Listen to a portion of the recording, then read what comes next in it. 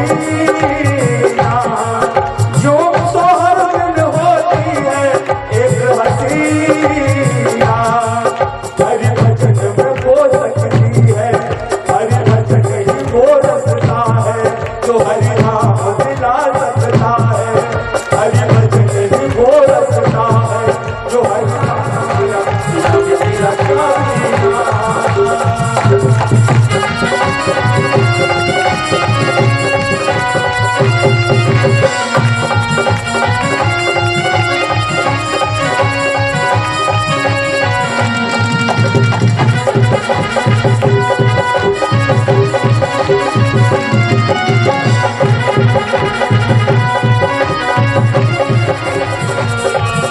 बोल जयकारा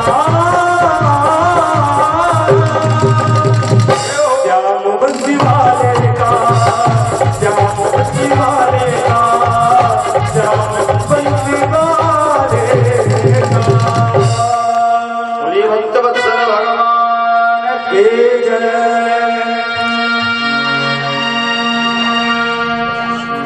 दूरे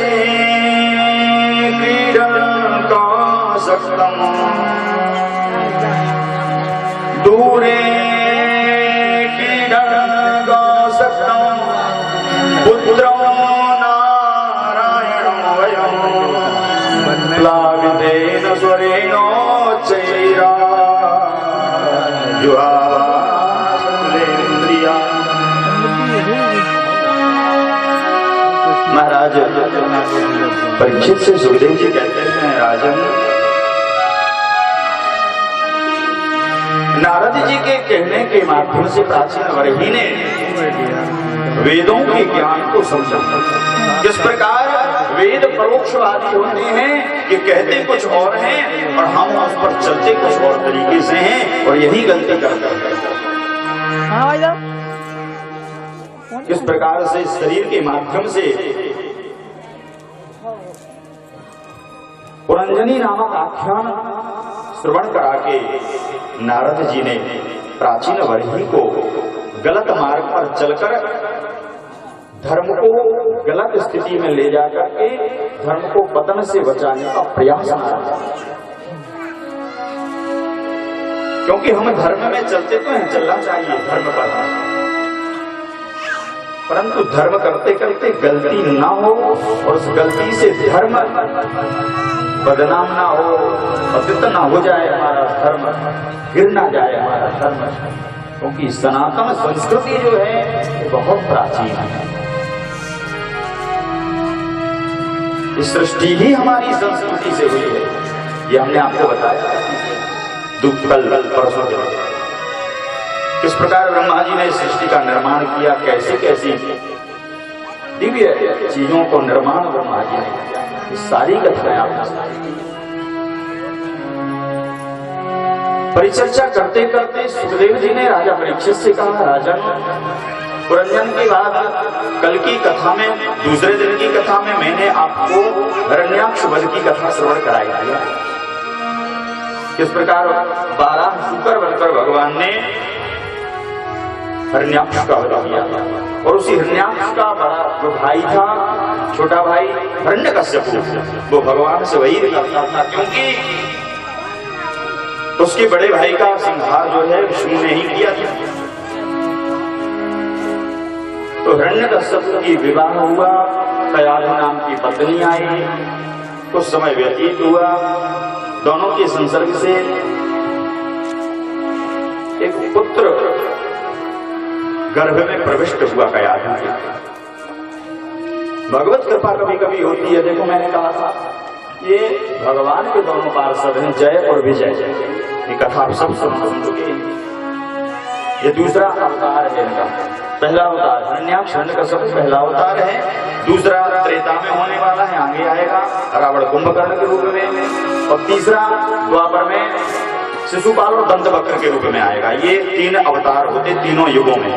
लेकिन सनत कुमारों के उस श्राप के कारण ये प्रथम इनका जन्म था, जो कि दिति और कश्यप के माध्यम से इनका जन्म था। क्योंकि दिति शाम के समय कश्यप जी से कह रहे हैं हमें पुत्र चाहिए। कश्यप जी ने बहुत समझाया, ये समय दीप पूजन का है, भगवान का स्मरण करने का है, भगवान का चिंतन करने का समय है, गोधूली बेला। इस समय में पुत्र उत्पन्न करने की जो मन है या चेष्टा है नहीं करनी चाहिए, तो देवताओं के पूजन करने का समय। पर दिति नहीं मानी तो कश्यप ने पुत्र की कामना से संसर्ग हुआ और दिति के साथ रति क्रिया हुई और गिलानी से भर करके कश्यप ने श्राप दे दिया कि ये तुमने जो काम किया ये गलत है। शाम के समय भगवान का पूजन का समय है, मैं तुम्हें श्राप देता हूं, तुम्हें जो पुत्र होंगे वो महाआताताई राक्षस योनि में होंगे, दुष्ट होंगे। तो घबरा गई कि मैंने ये पुत्र थोड़ी मांगे थे, मैं तो पुत्र मांगना चाहती थी। बड़ी दीदी के यहाँ इतने देवता, इंद्र जैसे बड़े बड़े दिग्गज देवता हैं, मुझे पुत्र ही नहीं और मिले तो ऐसे। तो कश्यप ने कहा नहीं नहीं, समय होता है हर चीज का, तो बिना समय का जो कार्य होता है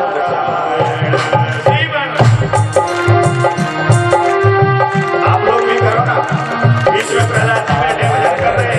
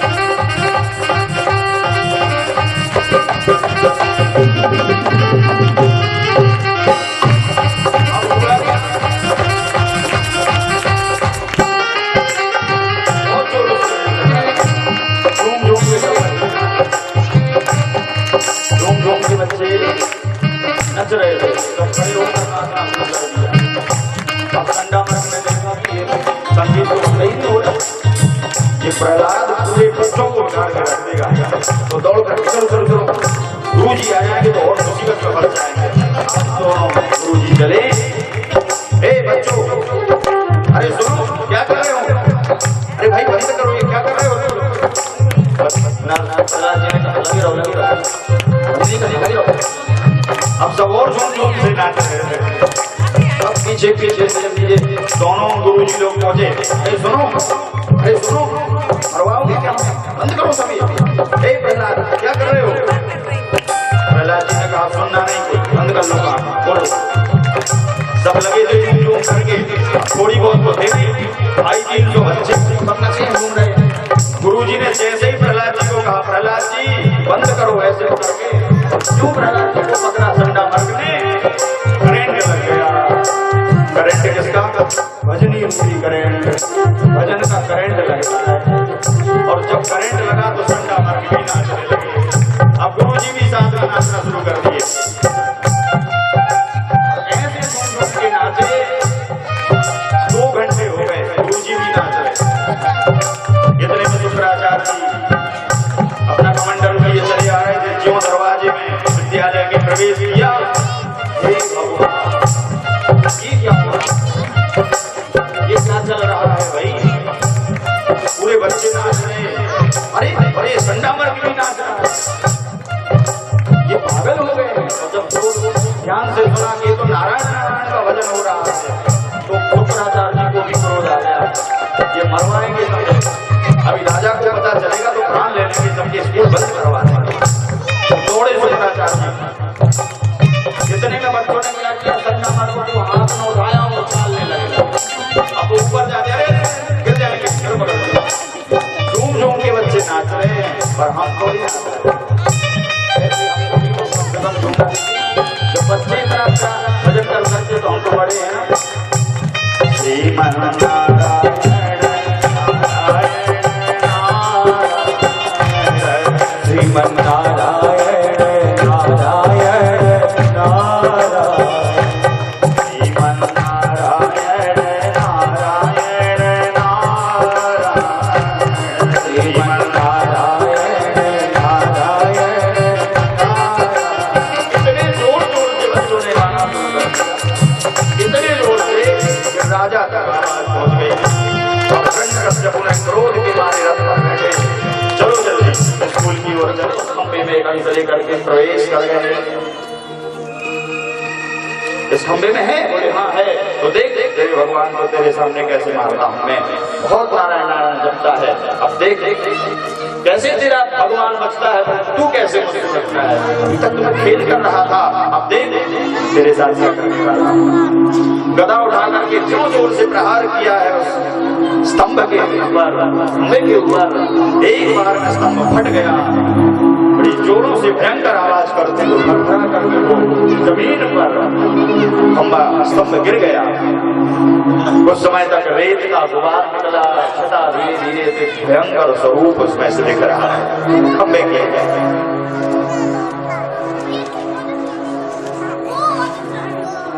इतना दिव्य स्वरूप कि सूर्य अनेक फिरे कणमागत,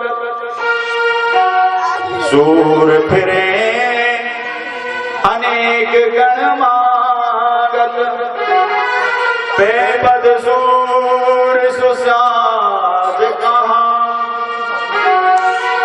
पुनिताल मजीरा बजाती फिरे, मीरा मतवारी सी चाल कहाँ। सिया राम कथा कितनों ने लिखी, सिया राम कथा कितनों ने लिखी, पर तुलसी से। देवताओं ने कहा काम करो, अगर इनसे कहते हैं राक्षसों से तो तुम लोग मुंह की तरफ लगो, हम मुंह की तरफ लगे, तो राक्षस अड़ जाएंगे। क्यों ऐसा क्यों कह रहे, हम नहीं लगेंगे मुंह की तरफ, तो उल्टे बोल रहे हैं राक्षस, बुद्धि के उल्टे बोले, हम जो बुद्धि के। तो देवताओं ने कहा राक्षसों के भैया एक काम करना, समुद्र मंथन के लिए हम लोग तो मुंह की तरफ लगेंगे, तुम पूंछ की तरफ लगना। तो राक्षसों ने सोचा कुछ गड़बड़ है, देवता गड़बड़ करते हैं, ये क्यों कह रहे पहले से कि हम मुंह की तरफ लगेंगे। राक्षस बोले नहीं, मुंह की तरफ हम लगेंगे। देवताओं ने कहा ये अच्छा नहीं, इसे चाहते ही मुंह की तरफ लगेंगे। अरे कौन उस हलाल विष को सहन करेगा भैया। तो देवताओं ने बुद्धि का काम किया, देवता बुद्धि से काम करते, तो हमें देवता ही बनना है, दानव नहीं बनना, अच्छे कर्म करना है ना। अब दानव तैयार हो गए मुंह की तरफ लगने के लिए, पूंछ की तरफ देवता हो गए। समुद्र मंथन शुरू हो गया, बड़े भयंकर रूप से समुद्र को मथना शुरू किया राक्षसों ने। अब जब सर्प रगड़न होती समुद्र की ऐसे ऐसे, तो सांप के अंदर से विष निकलता, हजारों फनों से विष निकलता। तो पहले दानव भी गोरे थे, राक्षस भी गोरे थे और देवता भी गोरे थे, क्योंकि हैं तो कश्यप की संतान, माताएं दो है पर पिता तो एक ही है, तो गोरे थे। लेकिन जब सर्प ने बार बार फुसकारा, खूब विष निकला, तो बेचारे काले पड़ गए। तो राक्षस काले हो गए, देवता गोरे ही रहे। अच्छा, इसीलिए बार बार कह रहे थे मुंह की तरफ लगो। अब समझे, हम लोगों को लगा दिया, जला के रख दिया, काला कर दिया, बहुत चतुर। कोई बात नहीं, मथुर समुद्र का मंथन शुरू, ऐरावत कौस्तुभमणि निकली, तुलसी निकली, पारिजात वृक्ष निकला, साक्षात मां लक्ष्मी का उद्गम हुआ विष्णु जी के पास। इंद्र का सिंहासन निकला, कुबेर की मणि निकली, कितनी सामग्री निकली समुद्र से। लेकिन समुद्र से जब पहली बार एक निकला तो विष ही निकला था। पहली बार में विष निकला। शिव जी से कहा, बोले बाबा दौड़ पड़े, बचाओ भैया, संसार मर जाएगा, बचाओ। बोले बाबा ने कहा, देख लो देवता कितने चल रहे, जो अच्छा निकलने वाला है आगे चल के वो सब ये ले लेंगे, पहली बार में विष निकला तुम्हें। मेरे भोले बाबा इतने दानी हैं, इसलिए तो कहते भोले दानी, भोले दानी हैं। उन्होंने सोचा ठीक है भैया सब तुम रख लो, मैं विष ही पी लूंगा। सारे विष को भगवान सब ने पिया और जब पीने लगे तो गले तक आया। सोचा हे भगवान अंदर जाएगा तो मेरे हृदय में राम बैठे हैं, कष्ट हो जाएगा राम जी सरकार को। तो शिव जी ने गले को पकड़ लिया जोर से, तो सारा विष यहीं आ गया। ज्यादा विष इकट्ठा होने से गला नीला पड़ गया बाबा का। तो नीलकंठ भगवान की जय। एक नीलकंठ नाम मिला मेरे बाबा को। भाभी मैट सकनी त्रिपुरारी कहते ना, मृत्यु भी शिव जी मैट देते, सभी मृत्यु नहीं मैटते बाबा, कितना भी ध्यान रखना। जिसमें भगवान की इच्छा हो उस भाभी को भगवान मैटते हैं सभी। अगर ऐसे मैटते तो अपनी खुद की पत्नी, सती जी मरने जा रही है, रोक देते ना, पता था भगवान शिव को भी मर जाएगी, आगे जाएगा दक्ष के यहाँ खुदा के यहाँ जाके भस्म हो जाएगी, तो रोक सकते थे। जब शिव जी अपनी पत्नी को मरते हुए नहीं रोक सके तो सबको थोड़ी रोक देंगे। लेकिन फिर भी बाबा मेरे बचा लेते हैं। नाम है उनका भाभी मैट सकनी त्रिपुरारी, मृत्युंजय, जो मृत्यु पर भी जय कर दे। मार्कंडेय जैसे शिष्य को बचा ले मृत्यु से, वो बाबा शिव है मेरा। लेकिन इच्छा भगवान की होना है, जिसमें भगवान कहते इसको बचाना है बोले बाबा उसको बचा लेते हैं। ऐसे ही थोड़ी भोले बाबा हैं, नाम भोले भाले हैं। अच्छों के लिए भोले हैं मेरे बाबा और दुष्टों के लिए भाले हैं, इसीलिए तो भोले भाले हैं। के बारे बा भोले बाबा बारे बा, जग से निराले तेरे काम, तेरे काम। के बारे बा भोले बाबा बारे बा, बारे बा भोले बाबा बारे बा।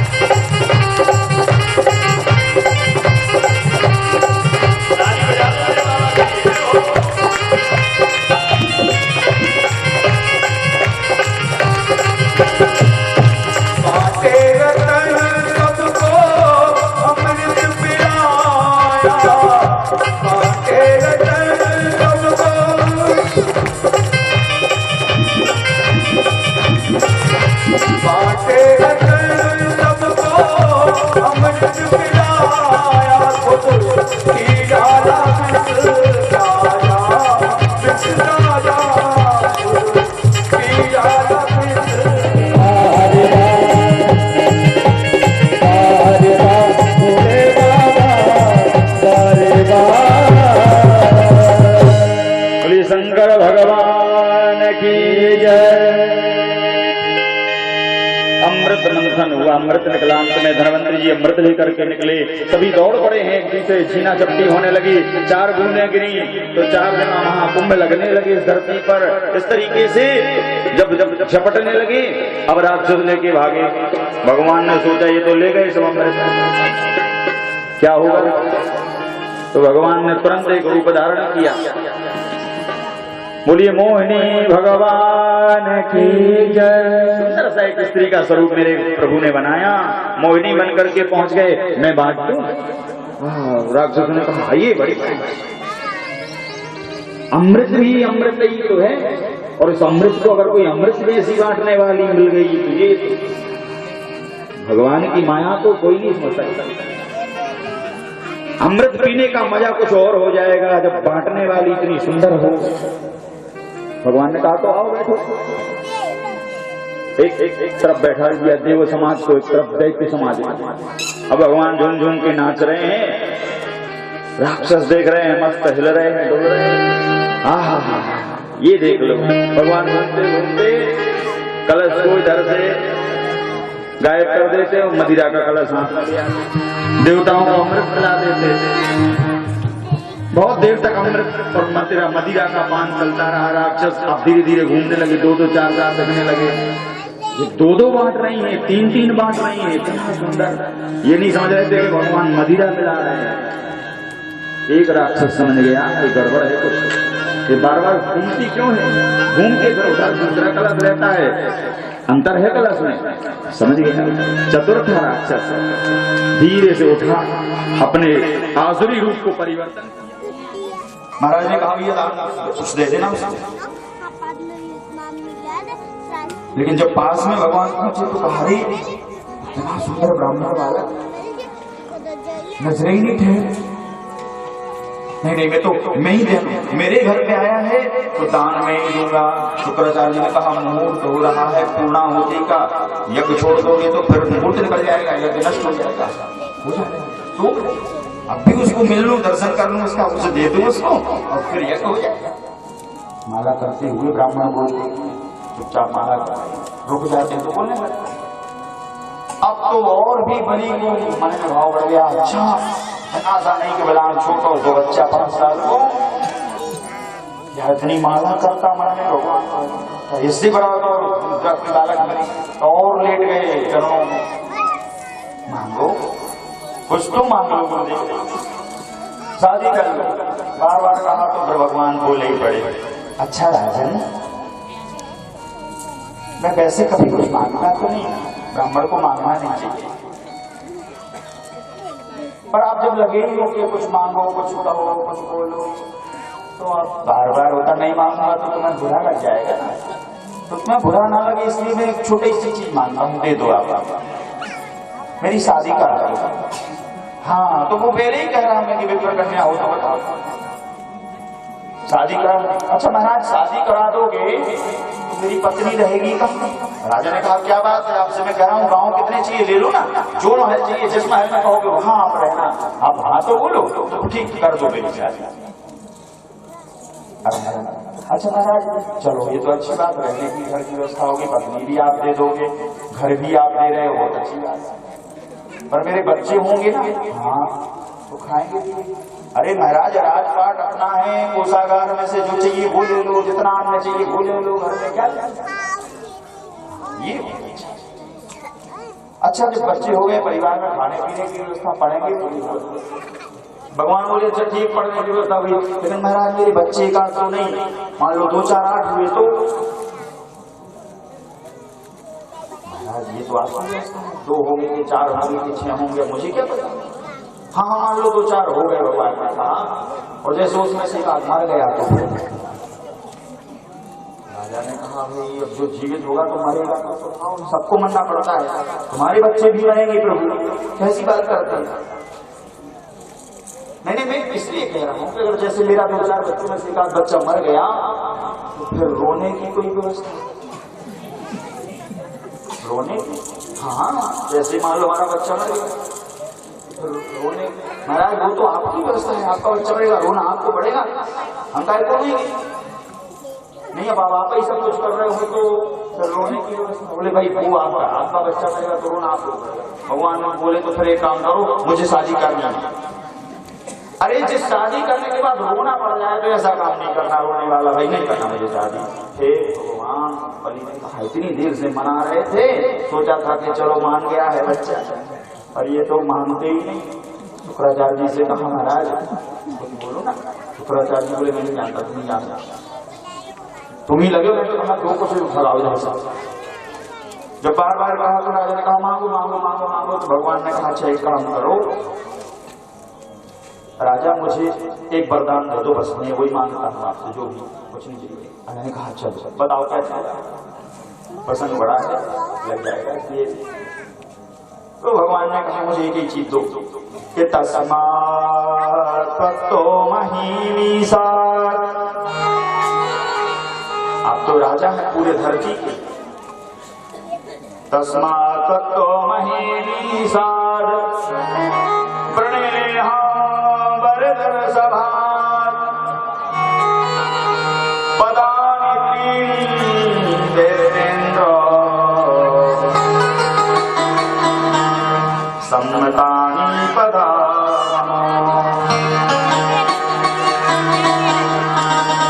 आप तो बड़े राजा हो, सब कुछ आप ही करेंगे। तस्मात् तत्त्व महीनीसाद कोई धरती के राजा हुआ। बोलिए वामन भगवान की जय। आपके बीच में वामन जी चले आ रहे हैं, देखो दर्शन करते रहना, धीरे धीरे आपके यहाँ मंच पर आ रहे हैं, लेकिन दर्शन करो वामन भगवान। तो तस्मात् तत्त्व महीनीसाद आप हमें वरदान दो। पदानि त्रीणि देवेन्द्र, वो धीरे धीरे आते जाएंगे, आप कथा सुनते जाओ, बस कथा का विश्राम ही है। मेरे पांव से 3 पर होंगे। पदानि त्रीणि देवेन्द्र, 3 पांव। नहीं मुझे तो चाहिए भाई। तो मान गए, तो भगवान ने कहा संकल्प करो। हाँ कमंडलू में से जल निकालो, संकल्प करो। अब जब संकल्प की बात हुई तो शुक्राचार्य जी दिमाग खटक गया। अभी तक तो ठीक था, और संकल्प की चर्चा हुई और शुक्राचार्य जी का दिमाग घूमा। ये ब्राह्मण बालक संकल्प क्यों रहा है? ये कोई साधारण नहीं है, संकल्प की बात करता तो कुछ गड़बड़ है। 3 पग भूमि मेरे पांव से दोगे, ऐसा संकल्प करो। अल्लाह नहीं करो भैया, शांति के साथ, शांति के साथ कथा भी सुनते चलो। हाथ में जल ले करके संकल्प करो। ज्यों शुक्राचार्य जी ने ऐसा सुना तो राजा को पकड़ा, जरा उधर दिया। सुनो राजा, मना करो, कहना मैंने दिया ही नहीं, मैंने बोला ही नहीं कुछ, ऐसा बोलो। बलि ने कहा ऐसे कैसे कह दिया? अरे मैंने देने के लिए बोल दिया है। हाँ बोल दिया तो बोल दो ना, कह दो कि हमने बातें ही नहीं की। हटाओ इधर से। क्यों? अरे मैंने आंख बंद करके देखा है, कोई और नहीं है, ये साक्षात विष्णु है, वो तुझे हरने के लिए आया, तेरा सब कुछ हरण कर लेगा, मना कर दो इससे अभी। राजा ने कहा कैसे झूठ बोल देकर ब्राह्मण से हाँ बोलकर फिर मना कर देना, ये तो और अपराध है, मैं नहीं कर सकता। शुक्राचार्य जी ने समझाया, सुनो ऐसी 5 जगह हैं जहां झूठ बोल दोगे तो पाप नहीं लगता, बोल दो। वो कौन सी है? शुक्राचार्य जी ने कहा सुनो बलि, स्त्री नर्म विवाहेचो, स्त्री नर्म विवाहेचो, वृत्यर्थे प्राण संकटे, गो ब्राह्मणार्थे हिंसाया,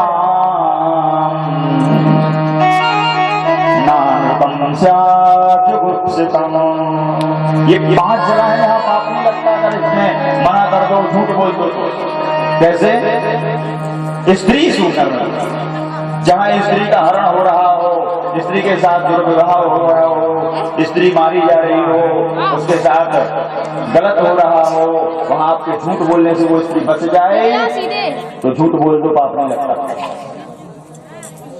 नर्म विवाह, लड़ाई झगड़ा हो रही हो और आपके झूठ बोल जाने से बच जाए लड़ाई झगड़ा तो बोल दो, पाप नहीं लगता। विवाह, विवाह अगर आपके झूठ बोलने से बन जाता तो बना दो। किसने कहा भैया क्यों भैया? अरे आप फलाने कहा लड़की देखने गए थे, लड़की कैसी है? अरे वाह, क्या ऐसी लड़की तो पूरे गाँव में नहीं है। क्या जाता झूठ बोल, ऐसा झूठ बोल दो किसी बच्ची की शादी तो हो जाएगी ना। आपको नहीं बोला कि ऐसा तो उसकी शादी टूट जाएगी। वहां झूठ बोलने पे पाप नहीं लगता, बोल दो झूठ, बोल दो कि लड़की हाँ बहुत अच्छी लड़की है, ऐसी लड़की तो पूरे गांव में मिला, सब लड़की बहुत अच्छी लड़की है, हाँ मर्यादाओं से रहती है, बहुत बढ़िया लड़की, आपके घर में बहू क्या बेटी बन के जाएगी। झूठ बोल दो। वृत्यर्थे प्राण संकटे, और अगर धन का हरण हो रहा हो, कोई लूटने जा रहा हो धन किसी का, या लुटने जा रहा हो अपना धन, और वहां झूठ बोल दिया जाए तो पाप नहीं लगता राजन, तुम्हारा भी तो लुटने ही जा रहा मुझे। तब शिष्य को हरण कर लेगा, टोटी में चले गए, कमंडलू में घुस गए। हाँ लिए है कमंडल में, वैसे ही टोटी, तो टोटी में फंस गए, जल ही नहीं निकलेगा, संकल्प कैसे होगा। भगवान ने देखा कि शुक्राचार्य जी बहुत बीच बीच में पढ़ रहे हैं। अरे जो कोई देने में तैयार है कुछ और कोई लेने में तैयार है तो बीच में पढ़ने की जरूरत नहीं। अगर कोई दान कर रहा है, अरे भैया सुनो, बलि ने तो बाई आंख फूट गई, गोविंदाय नमः। अब छटपटाते कमंडल में से बाहर निकले, रक्त रंजित आंख फूटी हुई निकली। अरे बलि, तेरा सर्वनाश हो जाए, तेरा सत्यानाश हो जाए। अरे मैं तेरे बचाने के लिए टोटी में अंदर प्रवेश कर गया और तूने ही मेरी आंख फोड़ दी, क्या धन से हीन हो जा, तेरा नाश हो जा। भागते हुए चले, भगवान ने मन में सोचा चलो ये अच्छी बात हो गई, आज गुरु ने श्राप दे दिया। अगर मैं हरण कर लेता तो लोग क्या कहते कि बताओ बलि ने ऐसा क्या किया, तो भी भगवान ने सब छीन लिया, कोई अपराध ही नहीं किया था बलि ने। ये सही रहा कि कम से कम गुरु जी की श्राप मिल गई। अब लोग कहेंगे गुरु की श्राप मिली थी इसलिए हरण कर लिया, ये तो क्या था कि सर्वस्व नाश हो जाए थे। तो भगवान पहले ही से सब व्यवस्थाएं करते हैं। अब भगवान शुक्राचार्य जी गए तो भगवान ने कहा भैया एक काम करो, चलो अब लोग संकल्प करो। संकल्प हुआ, विष्णु विष्णु संकल्प माने प्रतिज्ञा हम करते हैं कि 3 पांव भूमि आपके पांव से हम आपको देंगे। भगवान ने कहा नापे, बोले हाँ नापो। एक पग में भगवान ने अपने स्वरूप को पहले बनाया और इतना बृहद स्वरूप बनाया भगवान ने कि ब्रह्मांड में भगवान ही भगवान लगते हैं। अब बलि ने कहा क्या करें, बलि बारत प्रभु बारयो।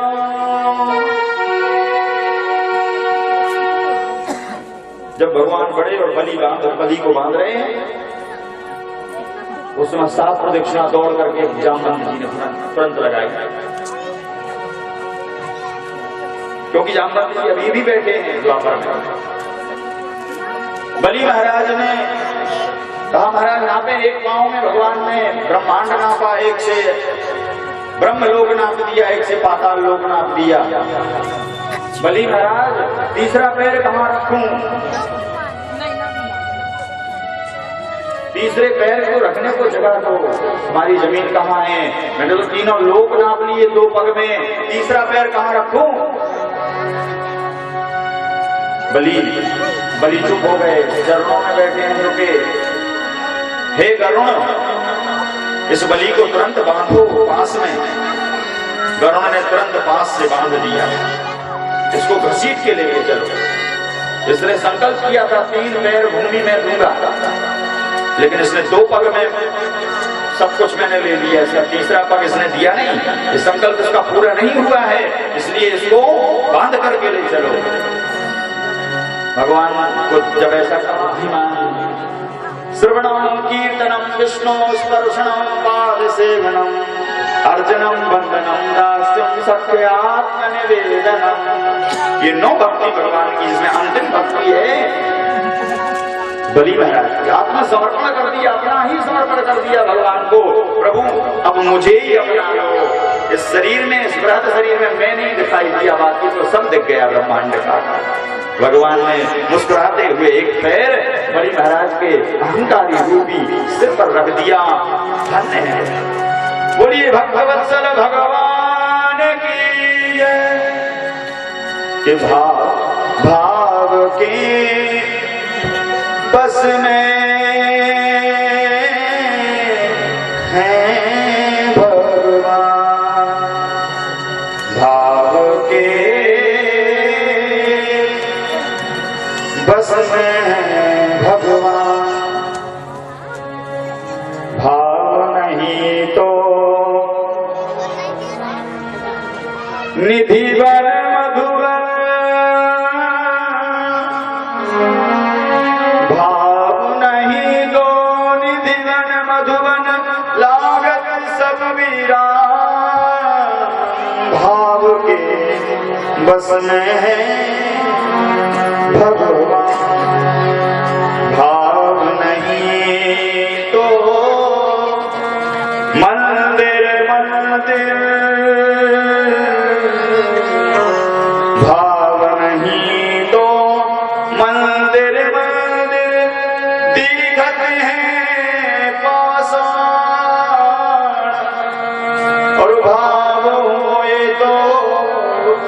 पाषाणों में दिखत हैं भगवान भाव के बस में हैं भगवान भाव के तो इधर जाएंगे राधे ताली बजाते हुए बड़े भाव के साथ जय हो।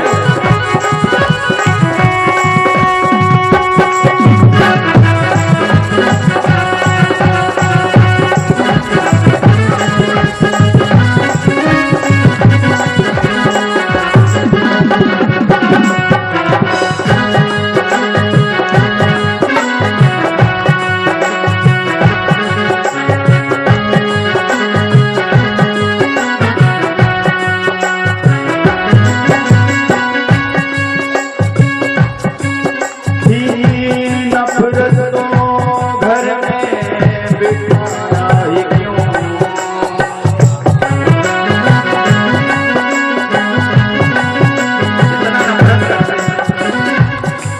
थी नफरत तो घर में बिठाया ही क्यों तुमने बिठाया ही क्यों जाए सर गिर के जाए सर गिर के अपना घर जाएंगे